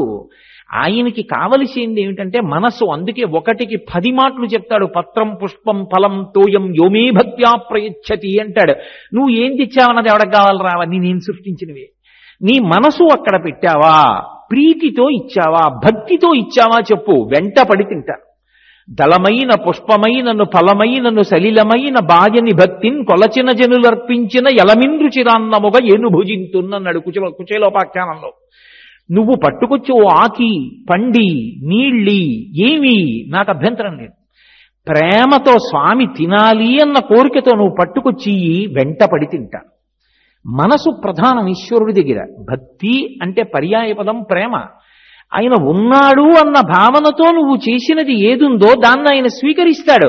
అంతేకాని ఇది నేను తెచ్చాను అన్న భావనతో వెళ్ళిన దాన్ని చూసి ఆయన నవ్వుకుంటాడు. వాడు తెచ్చాట మనకెందుకులే, వాడిదిటది అంటాడు. ఎందుకని దొంగతనం కాదు. నాకు ఎవరో విదేశాలు ఎడుతూ 5 ఏళ్ళలో ఇల్లు ఇచ్చి కోటేశ్వరారు మీరు ఉండండి ఆ ఇంట్లో, ఏమీ అద్దక్కర్లేదు, ఏదో ప్రవచనం చేస్తున్నారు ఆ ఇంట్లో ఉండండి, విశాలంగా ఉంటుంది, పుస్తకాలు పెట్టుకోండి అన్నారు. అయ్యా ఎవరో మహానుభావుడు అమెరికాలో ఉన్నారండి, వారు ఇచ్చారు, ఇంట్లో ఉంటున్నానండి అని నేను అన్నాను అనుకోండి, ఆయన నన్నేం అండవు. ఎన్నాళ్ళు అమెరికాలో ఉంటే అన్నాళ్ళు ఉండమంటాడు.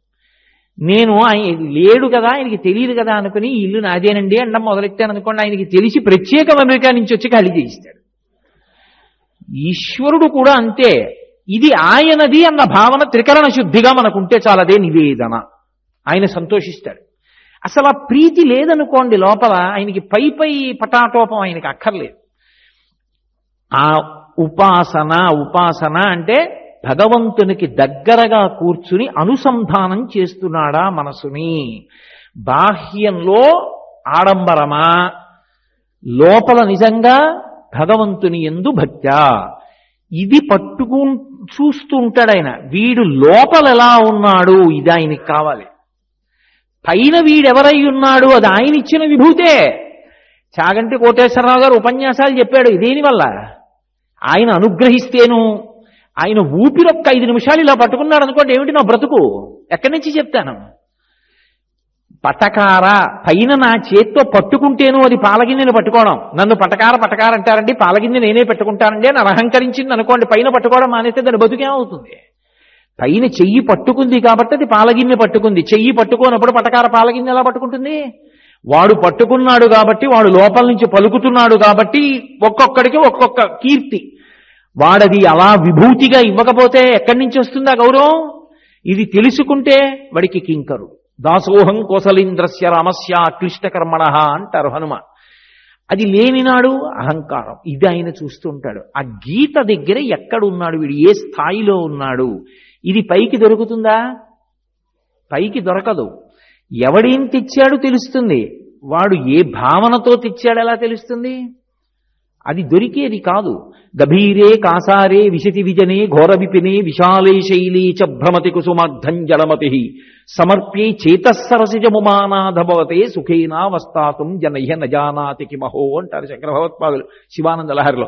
ఎవడు తెమ్మన్నాడు రా? చెరువుల్లోకి వెళ్ళి తామర పూలు, చెట్లెక్కి మారేడు దళాలు ఇవన్నీ నేను తెమ్మన్నానే. అంటే పూజకి ప్రారంభంలో మంచిదే, అదే కాదు ప్రక్రియ. నీ మనసు అక్కడ పెట్టడం అన్నది ఉపాసన. ఇందులో ముందుకు వెళ్ళగలిగితే దాన్ని ఈశ్వరుడు చూస్తూ ఉంటాడు లోపల కంటితో. అది తొలి ఏకాదశి. ఏకాదశి అన్న పేరు ఆ తిథికి ఎందుకు రావాలి? ఏ 11 ఈశ్వరుని యందు లగ్నమై ఉండాలో అలా లగ్నమయ్యేటట్టు సాధన చేస్తున్న వాడెవడో వాడు ఏకాదశి వ్రతంలో ఉన్నాడు. ఏకాదశి అంటే 11. ఏకాదశి అంటే ఏ 11? 5 జ్ఞానేంద్రియాలు, 5 కర్మేంద్రియాలు, అధిష్టానమైనటువంటి బుద్ధి. ఈ 11 ఎవరు భగవంతుని యందు పెట్టారో వాడు ఏకాదశి వ్రతమునందున్నాడు. అది ఒకరోజు ఉండేది కాదు, కొనసాగాలి. ఆ కొనసాగింపునకు ఉపాసన అని పేరు. దీన్ని చూస్తూ ఉంటాడు ఆయన. ఈ లోపలి బుద్ధిని చూస్తూ ఉంటాడు. ఇది పైకి దొరుకుతుందా? పైకి దొరకదు. ఒక్కొక్కరికి ఒక్కొక్కలా కనపడతాడు అవతలవాడు. ఏదో నోటికొచ్చిన మాట అంటూ ఉంటాడు పక్షపాతంతో. కానీ అసలు లోపలి మనసు ఎవరు చూస్తారు? ఆయన చూస్తాడు. నేను మీకు ఈ ఉపాసన అన్న మాటకి అసలు పరిణతి చెందడం అంటే ఏమిటో, ఎందుకు అసలు కార్తీక మాసానికి అంత శక్తి వచ్చిందో ఒక్క మాట చెప్పనప్పుడు ఆ ఉపన్యాసం అర్థరహితం అవుతుంది. ఆ అనుసంధానమగుట అన్న మాటకి అర్థాన్ని శంకరాచార్యుల వారు సౌందర్యలహరిలో అద్భుతంగా చెప్తారు. జపో జల్పశిల్పం సకలమపి ముద్రా విరచన గతి ప్రాదక్షిణ్యాక్రమణమశనాద్యాహుతి విధి ప్రణామ సంవేశ సుఖమఖిలమాత్మార్పణ దృశ సపర్యాపర్యాయస్తవ భవతు ఎన్మీ విలసితం అంటారు. ఇప్పటికీ వెంకటాచలంలో పెద్దలైనటువంటి వారు, వయోవృద్ధులైపోయినటువంటి పండితులు కొంతమంది నాకు తెలుసు. వాళ్ళు నాతో తరచుగా అంటూ ఉంటారు, కోటేశ్వరరావు గారు, వెంకటాచలం పరమ భాగవతోత్తములైనటువంటి వారు వస్తున్నారు అని మాకు తెలుస్తుందండి. వెంకటేశ్వరుడు ప్రసన్నంగా ముఖమింతై ఎంతో సంతోషంగా ఉంటాడు. ఎవరో కొండకొస్తున్నారు మహాభక్తులని గుర్తు. వాళ్ళు వచ్చినప్పుడు అలా ఉంటాడు. వాళ్ళెవరు? ఎవరికీ తెలియదు. వాళ్ళు వచ్చినప్పుడు మునివేళ్ల మీద నిలబడి చూస్తాడు. వీడు వచ్చాడురా నా కోసం, ఎంత కష్టపడొచ్చాడురా. వాడికి ధర్మమునందు అనురక్తి, అంత సంతోషిస్తాడు.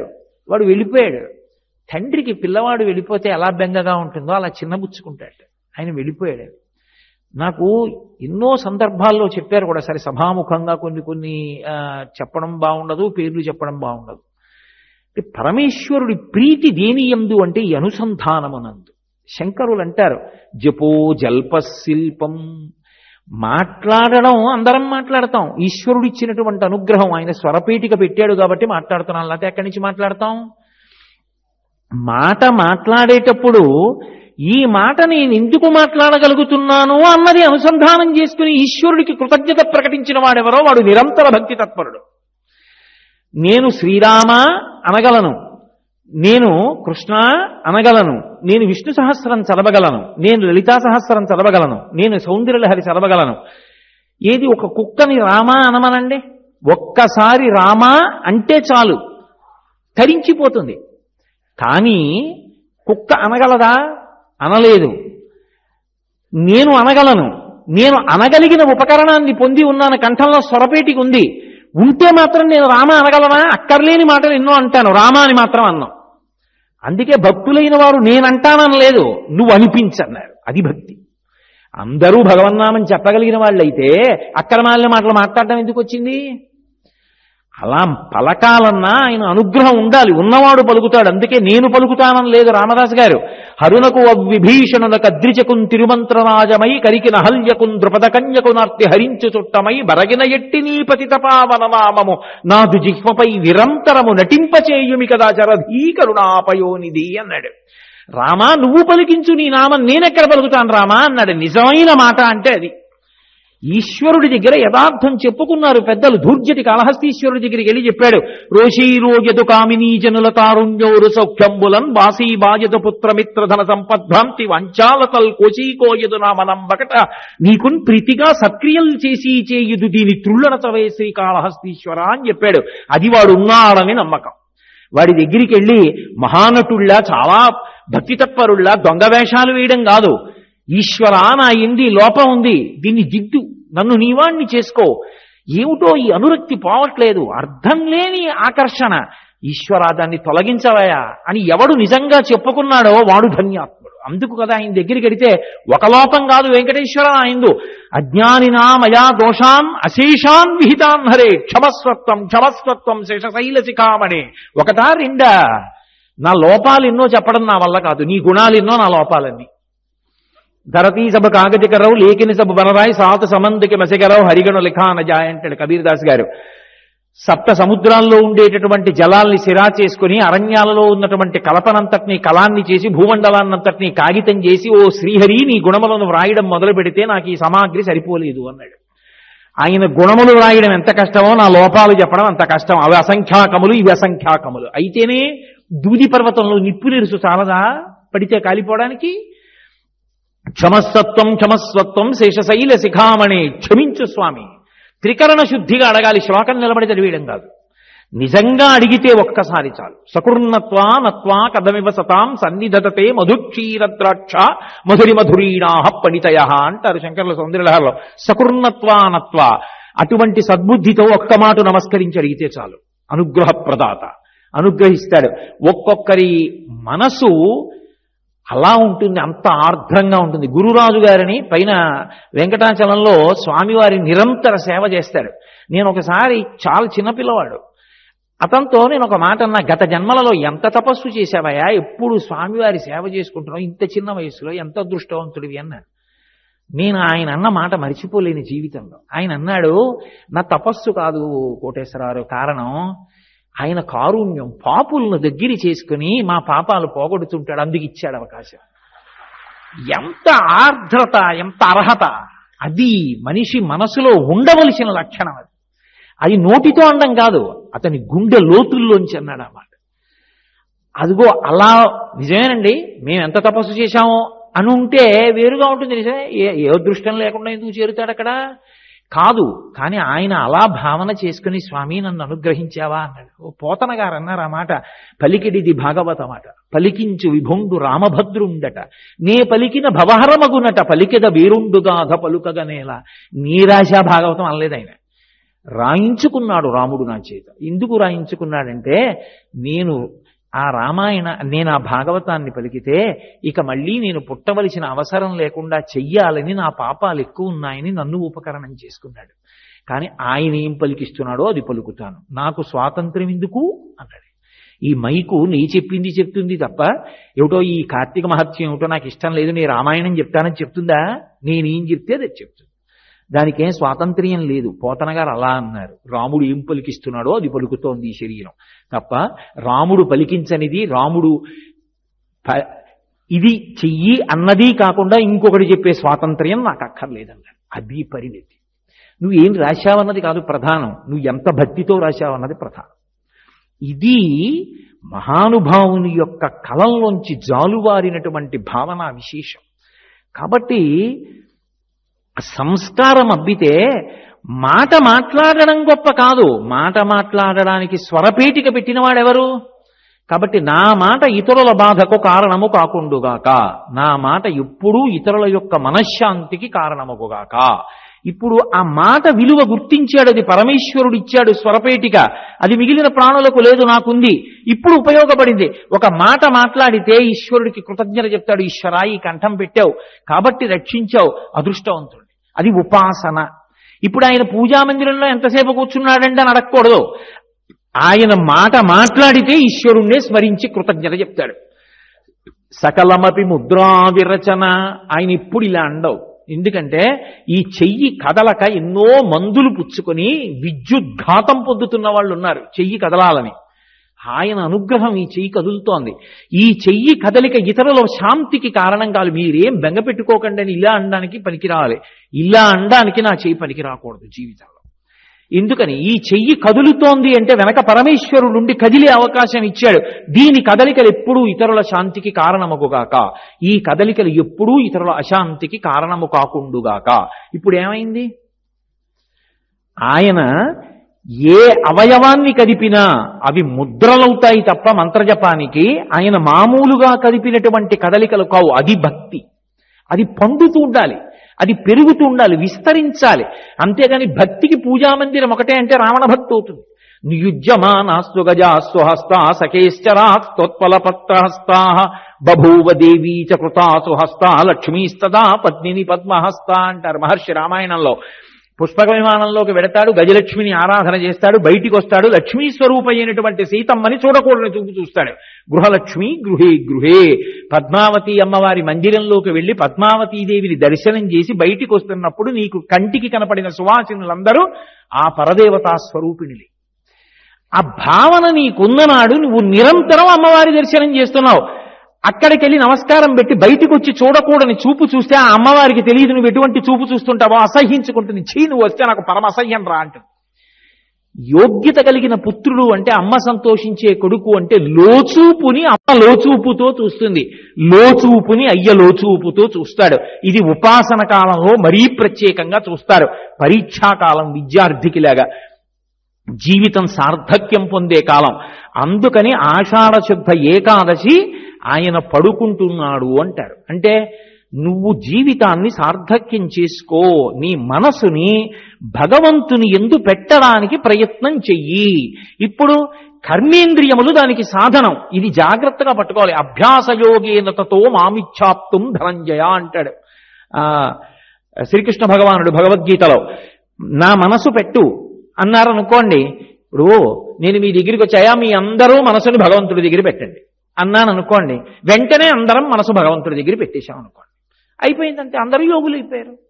అలా పెట్టేస్తే ఇంకే, ఈ పువ్వు అక్కడ పెట్టంటే పెట్టచ్చు, అయ్యా స్నానం చేసిరా అంటే చేసి రావచ్చు, కాళ్ళు కడుక్కో అంటే కడుక్కోవచ్చు.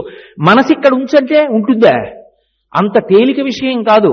ఇప్పుడే నేను అక్కడ కూర్చుని ఉండగా ఆనంద నిలయంలో అందరినీ లైన్లో పంపించేటటువంటి అధికారి వారు ఇక్కడే ఉన్నారు.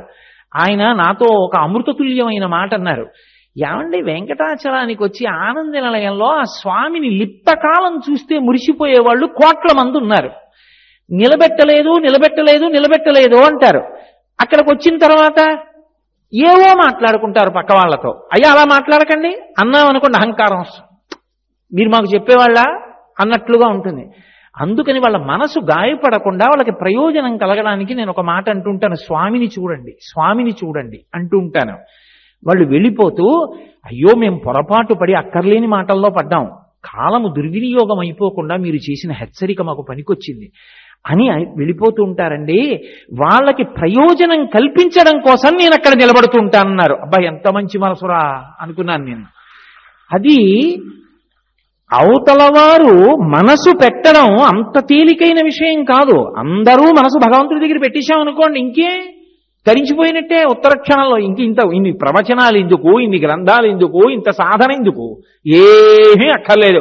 అయ్యా మీరు పెట్టండి మనస్సు. అదే ఆయన ఎప్పుడో చెప్పాడు, గీతలోనే చెప్పేశాడు, నాకు అవేం అక్కర్లేదు, నీ మనస్సు నా దగ్గర పెట్టన్నాడు. అలా పెట్టేస్తే ఇంకేం పెట్టలేం కాబట్టి ఏం చేయాలి? కర్మేంద్రియాలకి పని చెప్పాలి.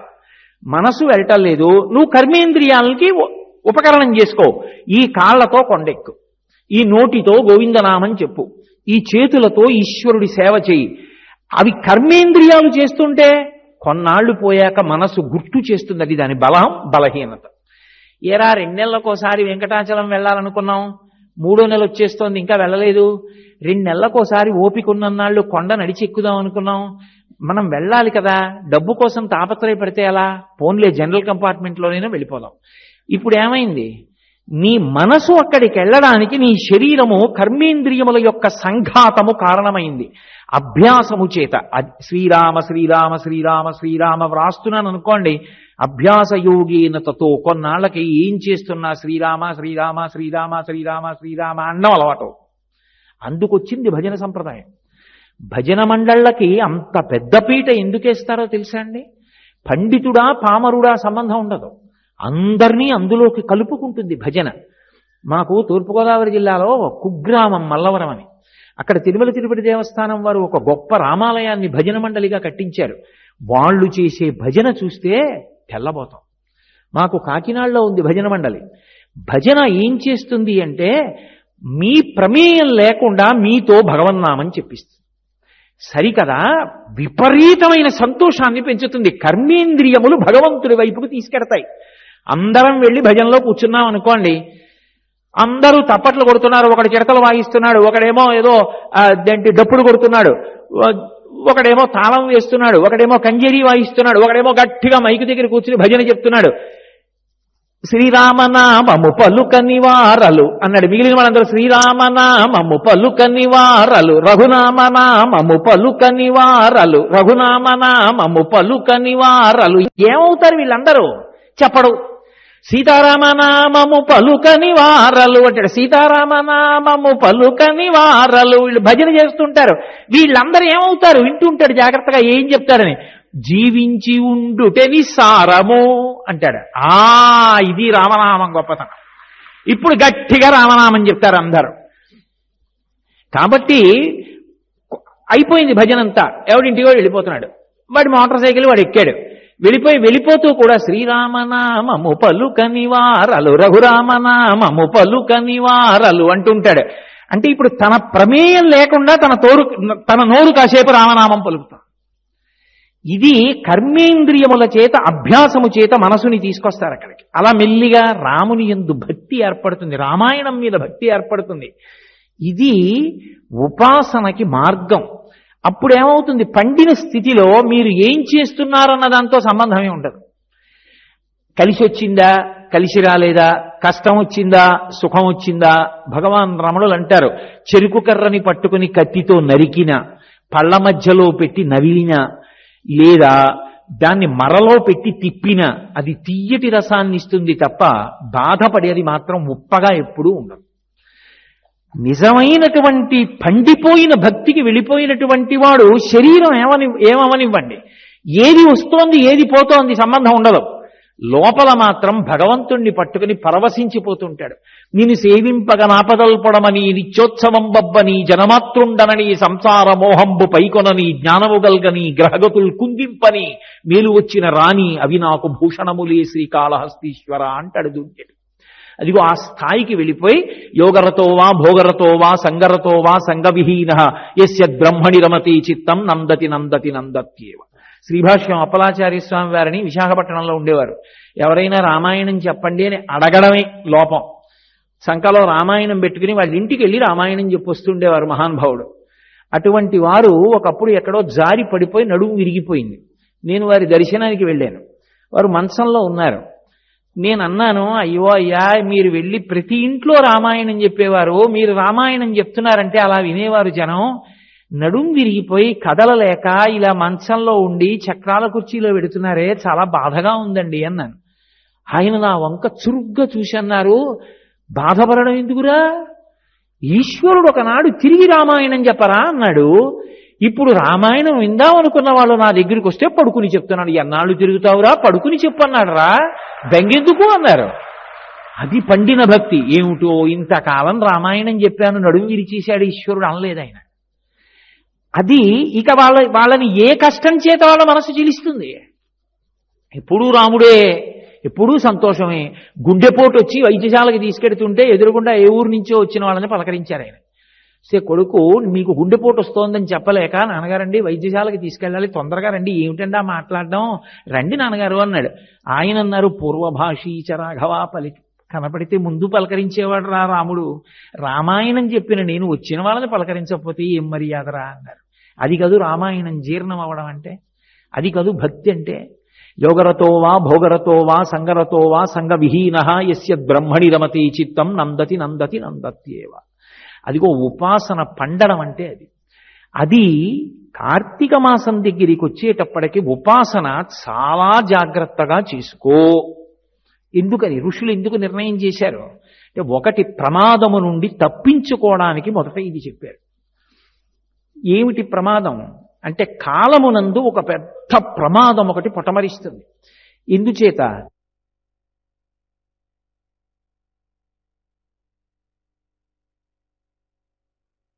రావుభౌ అంటాడు వేదవ్యాస భగవానుడు దేవీ భాగవతంలో.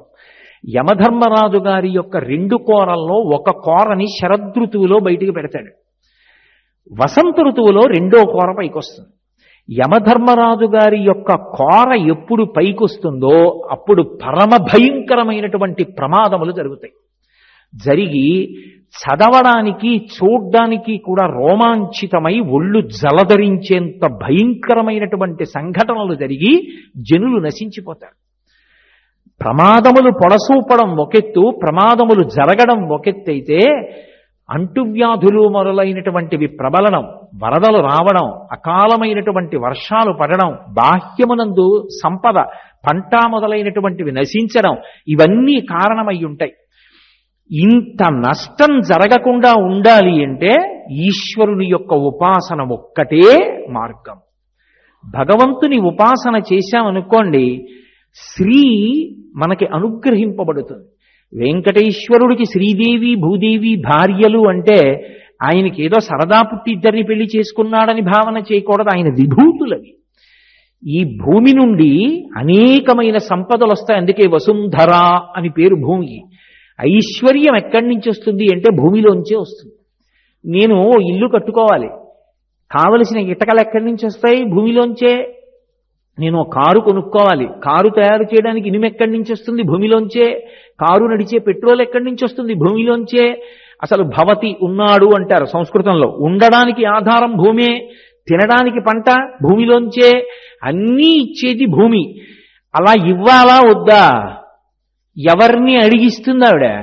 ఆయన ఇటు తిరిగి అన్నాడు అనుకోండి, ఆవిడ ఇస్తుంది. ఆయన ఎప్పుడు ఇలా అంటాడు, నేను చెప్పినట్టు బ్రతుకుతున్నారా? ఇదొక్కటి ఆయనకు కావాలి. ఆయన ఎప్పుడు చెప్పాడు? వేదంలో చెప్పాడు. వేదం ఆయన యొక్క మాట. వేదంలో ఆయన ఎలా బ్రతకమని చెప్పాడో అలా బ్రతుకుతున్నారు, అనుగ్రహించు.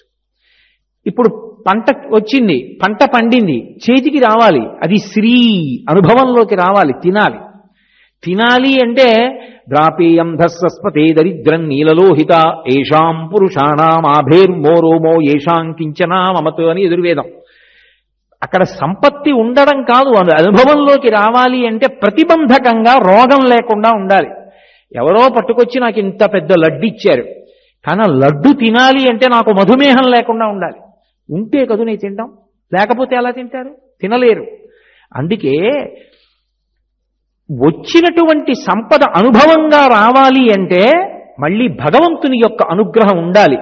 అందుకే సంపద అనుభవము రెండూ మనం పొందాలి అంటే మధ్యలో ఉన్న పరమేశ్వరుడి యొక్క అనుగ్రహము ఉంటే తప్ప సాధ్యము కాదు. అది ఆయన ఇద్దరినీ భార్యలుగా పొంది ఉన్నాడు అన్న మాటకు అర్థం. ఇప్పుడు అటువంటి పరమేశ్వరుడు సమస్తాన్ని ఇవ్వగలడు. కానీ ఈ శరదృతువు దగ్గరికి వచ్చేటప్పటికి యమధర్మరాజు గారి కోర ఒకటి పైకొస్తుంది.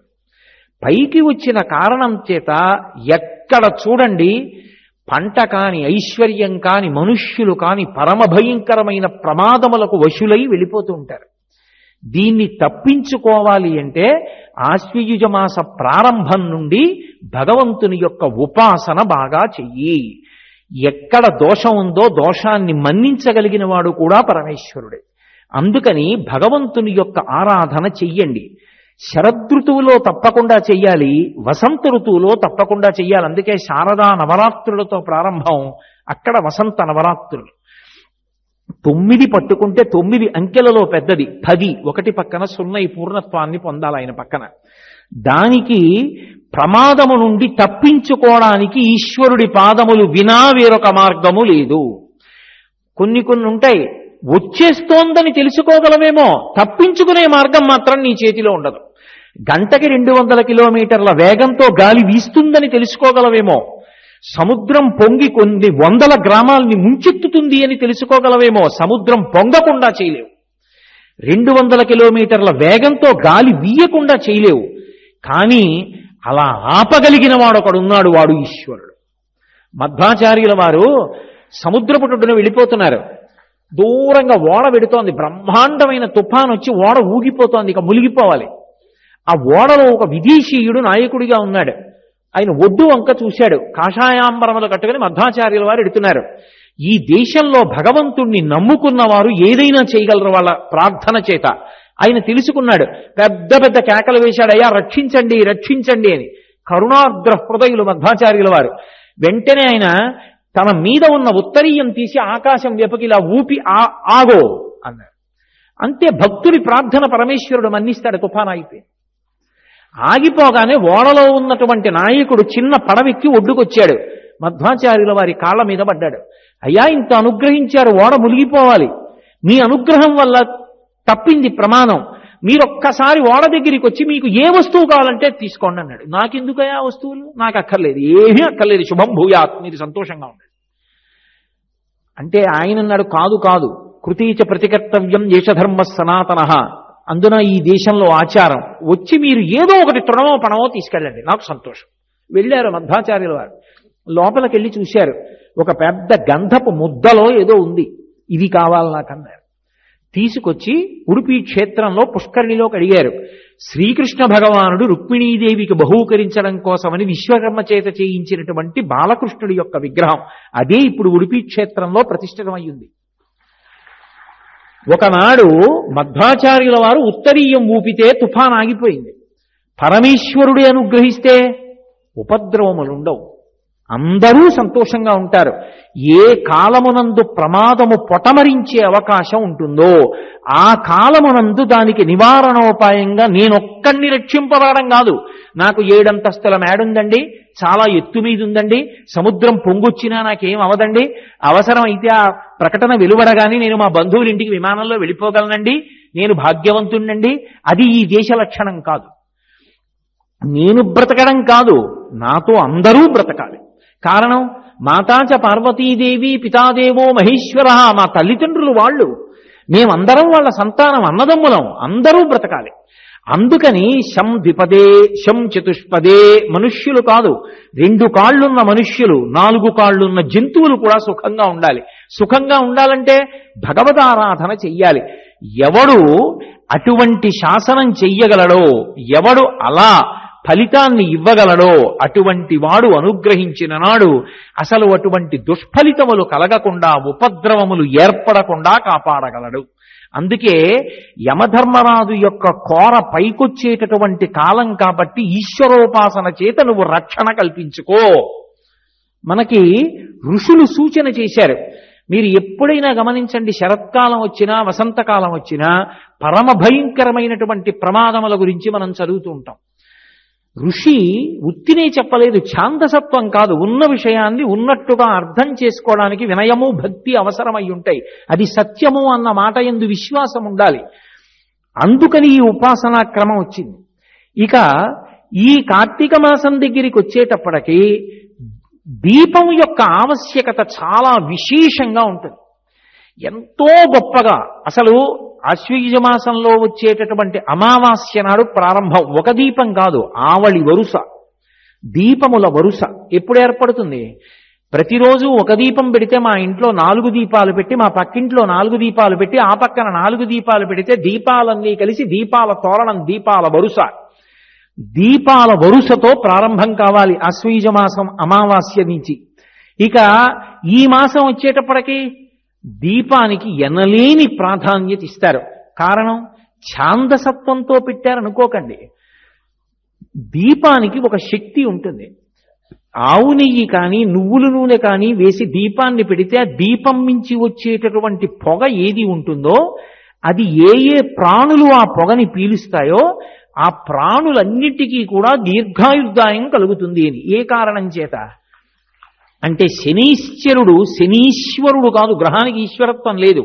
శనైశ్చరః, శనైహి చరః, ఆయన మెల్లమెల్లగా నడుస్తాడు.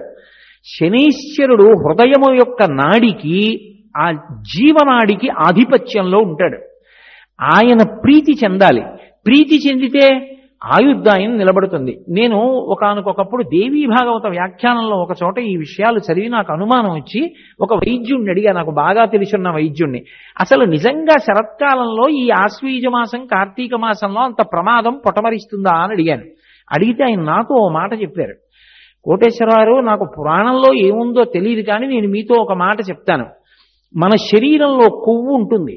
ఆ కొవ్వు చాలా చిన్నదిగా, చిన్న చిన్న నలుసులుగా నెత్తుట్లో ప్రవాహంగా వెడుతూ ఉంటుంది. అది అంతకు ముందు పర్వాలేదు, బాగా వెడుతుంది. కానీ మంచు బయట పడడం, లోకం చల్లపడిపోవడం ప్రారంభమైతే లోపల ఉండేటటువంటి ఈ రక్తకేశనాళికలు, రక్తం ప్రవహించేటటువంటి వెంట్రుకవాసి సన్నగా ఉండేటటువంటి నాళములు సంకోచిస్తాయి, చలికి మూసుకుంటాయి, అవి దగ్గర పడతాయి. అప్పుడు ఈ కొవ్వు వెడుతున్నటువంటిది మెల్లిమెల్లిగా ఒకటి వెళ్ళి ఒక చోట ఆగుతుంది. దాని వెనక ఇంకొక చిన్న నలుసు లాంటిది వచ్చి చేరుతుంది, ఇంకొక నలుసు చేరుతుంది, మెల్లిగా అదో గింజంత అవుతుంది. అది ఏ మెదడు దగ్గరో లేకపోతే హృదయ కవాటం దగ్గరో అడ్డుపడితే, రక్త ప్రవాహం సరిగ్గా వెళ్ళకపోతే అప్పుడు పెను ప్రమాదములు సంభవిస్తాయి. సాధారణంగా ఈ ఋతువులోనే మాకు ఎక్కువగా హార్ట్ అటాక్ కేసులు వస్తాయండి. కారణమేమి అంటే బయట ఋతువుకి అనారోగ్యానికి ఓ సంబంధం ఉంది అని చెప్పారు నాకు వైద్యులు. ఋషులు దార్శనికులు దీన్ని దర్శనం చేశారు. తులారాశిలో సూర్యుడు ఉంటాడు. సూర్యుడు భూమికి దూరంగా ఉంటాడు. సూర్యుడు భూమికి దూరం అయితే ఆరోగ్యం భాస్కరాది చేత్, ఆరోగ్యమంతా సూర్యభగవానుడి మీద ఆధారపడుతుంది అని శాస్త్రవాక్కు. సూర్యకిరణములకు దూరమై భూమి చల్లబడిపోతే ప్రాణులన్నిటికీ ఉపద్రవం కలుగుతుంది. ఏదో కృత్రిమమైనటువంటి స్థితిలో వేడి కల్పించడం కాదు, ఈశ్వరానుగ్రహంగా లోకానికి వేడి కల్పించారు ఋషులు. అందుకే దీపాలు వెలిగింపచేశారు ఈ ఋతువులో. ఆ దీపాల మించి వచ్చేటటువంటి పొగ హృదయ నాడికి బాగా బలాన్ని ఇస్తుంది. బలాన్ని ఇచ్చి కాపాడబడుతుంది. మాకు కాకినాడలో ఒకరున్నారు, ఆవిడికి గుండె కండరాలు కొట్టుకోవలసినంత వేగంగా సంకోచించి వ్యాకోచించట్లేదు. అంటే ఒకానొకప్పుడు ఒక ఆయన ప్రతిరోజు ఇంట్లో ఆవు నెయ్యి దీపం పెట్టి లేదా నువ్వుల నూనె దీపం పెట్టి ఆ దీపం దగ్గర కూర్చో అమ్మా, ఏమీ చెయ్యొద్దు, దీపం వంక చూసి నమస్కారం చేస్తూ కూర్చో, దీపేన సాధ్యతే సర్వం, ఆ దీపం ఈశ్వర స్వరూపం, కూర్చో, దాని మించి పొగొస్తుంది, పీల్చుకొన్నాళ్ళన్నాడు. ఆవిడ పీల్చింది. వైద్యులు ఆవిడ హృదయ కండరాలు బలపడి బాగా కొట్టుకుంటోంది ఇప్పుడు అని చెప్పారు. యథార్థంగా చెప్తున్నానండి. గోపాలకృష్ణ గారికి తెలుసు, వారు ఎవరో కూడా పేర్లు చెప్పడం ఇష్టం లేకని చెప్పట్లా. ఋషులు ఏదో అక్కర్లేని ఛాందసత్వం చెప్పలేదు. భారతదేశంలో దీపావళి పండగ నాటి నుంచి ఇన్ని దీపాలు ఎందుకు వెలిగిస్తారు? ఒకప్పుడు గ్రీస్ దేశానికి చెందినటువంటి శాస్త్రవేత్తలు పరిశీలనం చేశారు. చేస్తే వాళ్ళకు ఒక విషయం అర్థమైంది. వర్షాకాలంలో అంతకుముందు వేసవి ఉంటుంది. వేసవికి భూమి అంతా కూడా బాగా వేడెక్కిపోయి ఉంటుంది. అప్పుడు ఆ వర్షధారలు పడితే భూమిలోంచి వాయువులు పైకొస్తాయి. అందుకే వాసన వస్తుంది భూమి. ఆ వాయువు భూమి అంతటా విస్తరిస్తుంది. ఆ తరువాత వచ్చేటటువంటి ఋతువు ఈ కార్తీక మాసం దగ్గరికి వచ్చేటప్పటికీ రోగకారకమైనటువంటి క్రిములు వాతావరణం అంతా ప్రవేశిస్తాయి. పైగా పంట బాగా ఏపుకొచ్చి ఉంటుంది. ఇక పంటలు కోతలకు వస్తారు. కోతలు కోసినప్పుడు కంకుల మీద ఉన్నటువంటి ఆ క్రిములు ఏమవ్వాలో తెలియక అవన్నీ ఎగిరి ఊళ్ళల్లోకి వస్తాయి. ఊళ్ళల్లోకి వస్తే ఊళ్ళకి పెద్ద పెద్ద ప్రమాదకరమైనటువంటి వ్యాధులు పటమరిస్తాయి, అంటువ్యాధులు. ఇవి రాకుండా ఉండాలి అంటే పూర్వకాలంలో ఏం చేసేవారంటే దీపాలు వెలిగింపచేశారు. దీపానికి కీటకం ఆకర్షణ పొందుతుంది. అది ఊరు మీదకి వచ్చి దీపాల దగ్గరికి వచ్చి దీపాల మీద పడిపోయేది. పడిపోతే రక్షింపబడేవి. ఇది పరిశీలించాడు శాస్త్రవేత్త. ఆయన నారిమన్ బోర్వెల్ అని, ఆయన గ్రీక్ దేశంలో దీపావళి దీపోత్సవము అన్న పేరు తీసేసి లైట్ క్యాచింగ్ థెరపీ అని చెప్పి ఒక లైట్ ట్రాపింగ్ థెరపీ అని ఒక పద్ధతిని డెవలప్ చేశాడు. భారతదేశంలో ఆశ్వీజ మాసం చివరి నుంచి దీపాలు ఎలా పెడతారో అలా గ్రీక్ దేశంలో కూడా దీపాలు ప్రతి ఇంటా వెలిగించండి. పంటలు పాడు చేసేటటువంటి క్రిములు, రోగకారకమైన క్రిములు నశించే అవకాశం ఉంది అని అలా వెలిగించడం మొదలుపెట్టిన తర్వాత గ్రీక్ దేశంలో రోగాలు, ఉత్పాతాల సంఖ్య తగ్గింది. ఒకనాడు ఋషి దార్శనికుడై చెప్పినటువంటి విషయాన్ని శాస్త్రవేత్తలు అంగీకరించారు తర్వాతి కాలంలో. ఇవి ఇందుకు పెట్టబడ్డాయి. కానీ ఇక్కడ పెడితే భౌతిక రక్షణ కోసమని కాదు, అది ఈశ్వర స్వరూపంగా, ఆ దీపము ఈశ్వరుడే, అది మమ్మల్ని రక్షిస్తుంది అని దీపాన్ని వెలిగించడం అనేటటువంటి క్రియ ప్రారంభం చేశారు.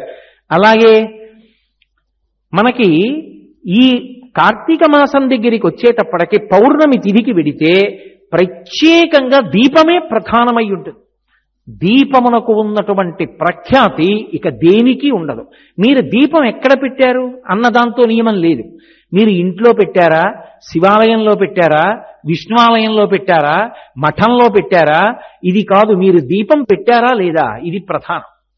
ఎందుచేత దీపం పెట్టడం అనేటటువంటిది కార్తీక పౌర్ణమికి అంత ప్రధానమైనది అంటే దానికి ఒక కారణం చెప్పారు. ఒకటి, ఆ కార్తీక పౌర్ణమి వచ్చేటప్పటికి మిగిలినటువంటి జీవకోటినంతటినీ ఉద్ధరించడానికి కావలసినటువంటి మంచి అవకాశం మనుష్య ప్రాణి పొందుతాడు. త్యాగే నైకే అమృతత్వమానసు, పరులకు ఉపకారం చేసి త్యాగం చేసిన వాడెవడో వాడు అమృతత్వాన్ని పొందుతాడు.